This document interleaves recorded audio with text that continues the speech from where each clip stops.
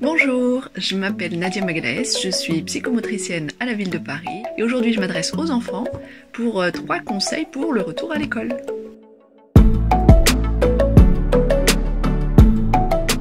Alors, je sais pas si toi t'es plutôt hyper content de retourner à l'école ou au contraire, pas du tout. En tout cas, mon premier conseil c'est de te préparer à du changement. Et oui, parce que ça va vraiment pas être l'école comme d'habitude, comme avant. Depuis le mois de mars, tu as bien vu, il y a eu plein de changements, pas d'école, pas de sortie, pas de copains.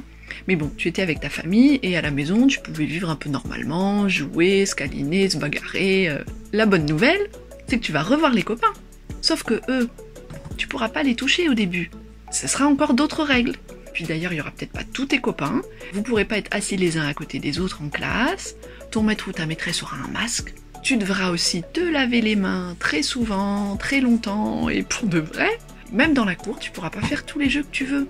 Parce qu'en fait, comme on sait pas exactement où il est, ce fichu coronavirus, qui nous énerve tous, et puis qui nous fait peur aussi, parce qu'il peut rendre très malade, eh bien on est prudent, on fait comme s'il était un peu partout, et on essaye de toucher à rien.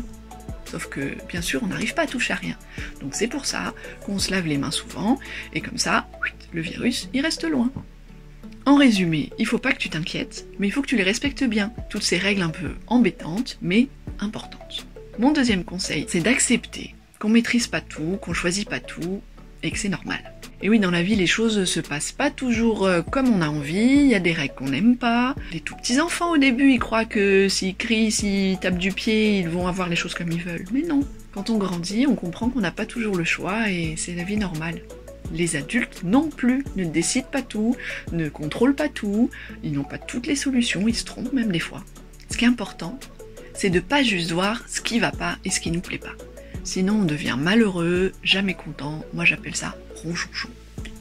Tu crois pas qu'il y a quand même des bonnes choses, des bons côtés à cette situation? Mets tes yeux de lynx et cherche bien, tu vas en trouver, c'est sûr. Et pour finir, mon troisième conseil, n'oublie pas que tu peux changer le monde.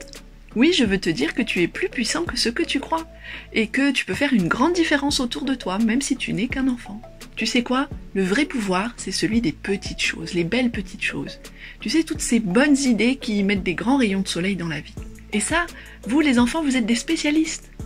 Par exemple, ferme les yeux et pense à quelqu'un que tu aimes, et qui est peut-être un peu seul, un peu triste, un peu inquiet en ce moment, et toi tu l'as remarqué. Je suis sûre que tu penses déjà à quelqu'un.